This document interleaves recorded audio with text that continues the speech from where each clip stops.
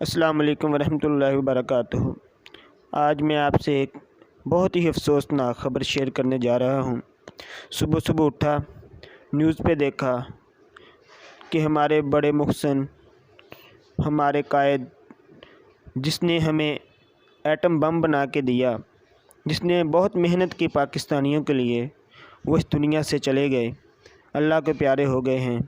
اللہ تعالیٰ سے ہم دعا کر سکتے ہیں، یا اللہ اس محسن پاکستان کو جنت الفردوس کی اعلیٰ مقام عطا فرما اور قبر کے عذاب سے محفوظ فرما، ان کے درجات بلند فرما۔ وہ اس دنیا سے تو زاد ہو گئے ہیں، لیکن ایک افسوس یہ بھی ہے کہ ہم پاکستانیوں نے اس کو زاد نہیں کیا۔ ان پر ایسی پابندیاں لگی ہوئی تھی کہ ان کو رشتہ داروں سے، کچھ لوگوں سے بھی ملنے نہیں دیا جا رہا تھا۔ یہ تو ہم نے ان کی قدر کی۔ آپ انڈیا کے سائنسدان کو دیکھ لیں، انہوں نے کیا قدر کی؟ انہوں نے ڈاکٹر عبدالسلام کو اپنا وزیر بنا دیا۔ اللہ تعالیٰ ان کی فیملی کو صبر عطا فرمائے۔